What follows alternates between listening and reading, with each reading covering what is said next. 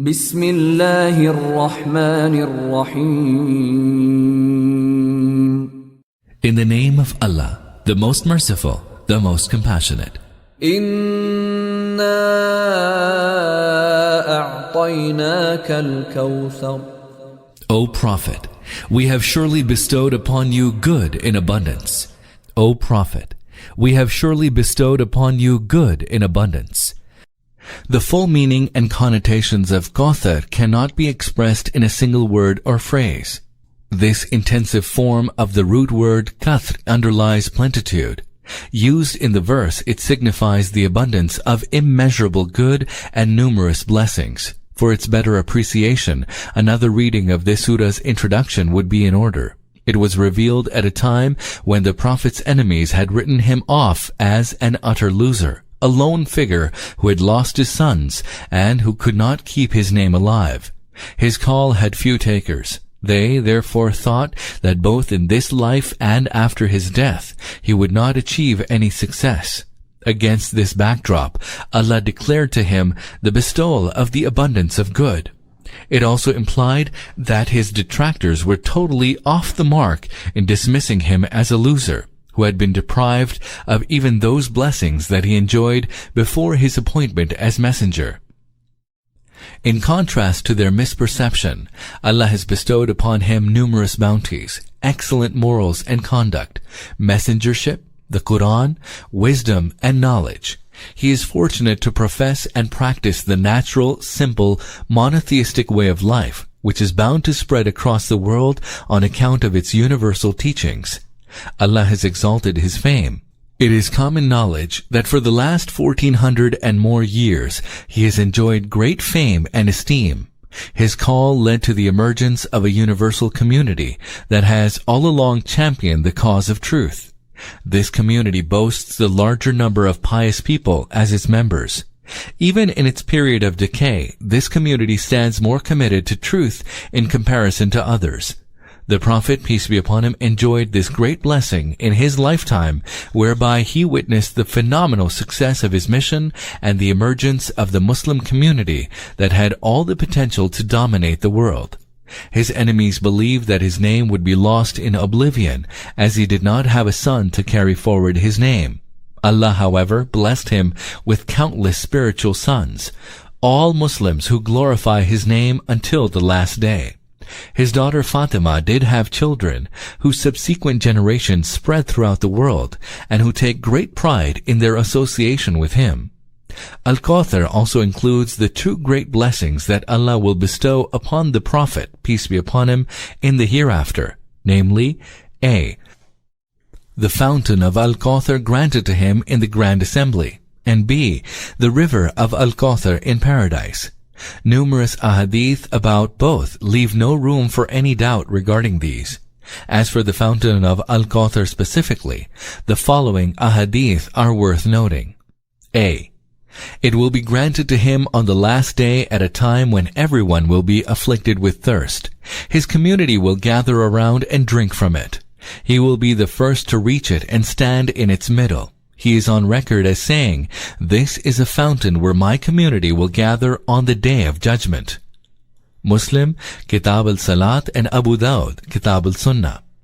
I will be the first among you to arrive at this fountain. Bukhari, Kitab al-Raqaiq, and Kitab al-Fitan. Muslim, Kitab al-Fadail, Kitab al-Raqaiq, Kitab al-Fitan, and Kitab al-Tahara. Ibn Majah, Kitab al-Manasik, and Kitab al-Zuhd, and Ahmed on the authority of Ibn Masud, Ibn Abbas, and Abu Huraira. I will precede you in arriving there and will testify for you. By Allah, I see my fountain even now. Bukhari, Kitab al-Janais, al-Maghazi, and Kitab al-Raqaiq. Once while addressing the Ansar, he told them, "After my death, you may suffer on account of selfishness and nepotism. Bear with it until you join me at Al-Kawthar fountain." Bukhari, Kitab al-Manaqib al-Ansar, and Kitab al-Maghazi. Muslim, Kitab al-Imara, and Tirmidhi, Kitab al-Fitan. He also said, "On the day of judgment, I will be around the center of the fountain." Muslim, Kitab al-Fadail. When Abu Barza Aslami was asked whether he had heard anything from the Prophet, peace be upon him, about the fountain, he asserted, "Not once or twice, but several times I heard about it from him. May one who denies it be denied its water." Abu Dawud, Kitab al-Sunnah. Ubaidullah ibn Ziyad dismissed reports about this fountain cited by Abu Barza Aslami, Bara ibn Azib, and Aid ibn Amr. In order to convince him, Abu Sabra produced a written note which he had copied from Abdullah ibn Amr containing the Prophet's statement, "Listen, the fountain is the meeting point for you and me." Ahmed on the authority of Abdullah ibn Amr ibn al-As. B. Several ahadith describe its size, of which the quantum varies. Most reports, however, state that its length will be equal to the distance between Eilat, the port in present-day Israel, and Sana'a, Yemen, or from Ayla to Aden, or from Amman to Aden. As to its width, it will be equal to the distance between Ayla and Jufa, a place lying between Jeddah and Rabigh. Bukhari, Kitab al-Raqaiq. Abu Dawud, Hadith number 995. Ahmed on the authority of Abu Bakr and Abdullah ibn Umar. Muslim, Kitab al-Tahara and Kitab al-Fadail. Tirmidhi, Abwab al-Sifat al-Qiyamah, and Ibn Majah, Kitab al-Zuhud. One may therefore speculate that on the Day of Judgment, the present Red Sea might be converted into the fountain of Al-Kawthar. Allah knows best. C. The Prophet, peace be upon him, further informed that this fountain will draw its water from Al-Kawthar, a river in paradise. 2 channels from paradise will supply water to it. Muslim, Kitab al-Fadail. Another report indicates that a channel of the river of Al-Kawthar will fall into this fountain. Ahmed on the authority of Ibn Masud. D. Its water will be as white as milk, silver or snow, as cold as ice, and as sweet as honey. Its bed will have the fragrance of musk. Numerous cups will be placed beside it. One who drinks its water will quench his thirst forever. One who is deprived of it will always suffer from thirst. These details with minor variants appear in several ahadith. Bukhari, Kitab al-Raqaiq. Muslim, Kitab al-Tahara, and Kitab al-Fadail. Ahmed on the authority of Ibn Masud, Ibn Umar, and Abdullah ibn Umar.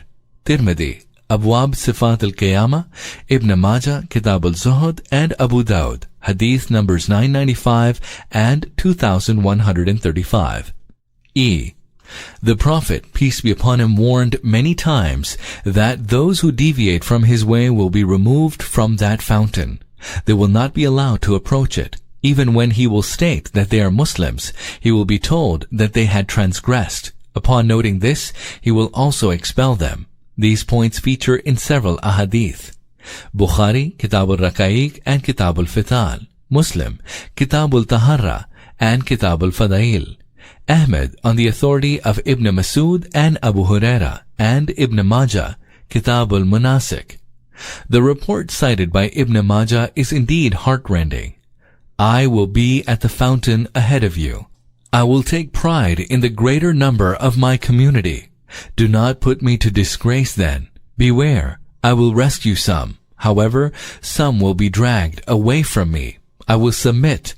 O my Lord, they are my companions. He will reply, you do not know what innovations they committed after you retired from the scene. According to Ibn Majah, this saying from the Prophet, peace be upon him, forms part of his sermon at Arafat. F. The Prophet, peace be upon him, warned later-day Muslims as well.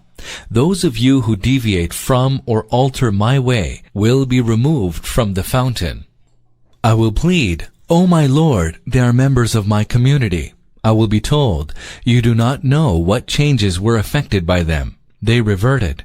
I will then expel them, forbidding them from getting near the fountain. Several ahadith embody the above points. Bukhari, Kitab al-Musaqat, Kitab al-Raqaiq, and Kitab al-Fitan. Muslim, Kitab al-Tahara, Kitab al-Salat, and Kitab al-Fadail. Ibn Majah, Kitab al-Zuhud, and Ahmed on the authority of Ibn Abbas. More than 50 companions have related a hadith about this fountain.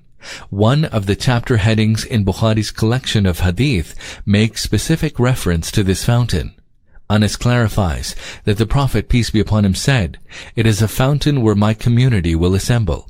Muslim, Kitab al-Salat. Many ahadith also describe the river Al-Kawthar in paradise, which will be granted to the Prophet, peace be upon him. Some of these reports are on the authority of Anas. In some, he ascribes its description to the Prophet, peace be upon him. He states that the Prophet, peace be upon him, had seen it during his night journey. This river, shown to him, had vaults of pearls or precious stones carved from within on its banks, and the earth of its bed bore the fragrance of musk. On seeing it, the Prophet, peace be upon him, asked the angel escorting him about it, and he was told, "This is the river Al-Kawthar, which Allah has granted to you." Ahmed, Bukhari, Muslim, Abu Dawud, Tirmidhi, Tayalisi, and Ibn Jarir. Anas relates that in response to a query, the Prophet, peace be upon him, explained that Al-Kawthar is a river granted to him in paradise by Allah. Musk lies at its bed, and its water is as white as milk, and as sweet as honey. Ahmed, Tirmidhi, and Ibn Jarir. Ahmed reports that after describing the above features of this river, the Prophet, peace be upon him, added that pearls in place of pebbles lie at its bed. Ibn Umar quotes the Prophet, peace be upon him, as saying, "Al-Kawthar is a river flowing in paradise, of which the banks are of gold and pearls, and precious stones lie at its bed. Its earth is more scented than musk, and its water is whiter than milk or snow, colder than ice, and sweeter than honey." Ahmed, Tirmidhi, Ibn Abi Hatim, Darimi, Tayalisi, Ibn al-Mundhir, Ibn Murdaweh, and Ibn Abi Shayba. Usama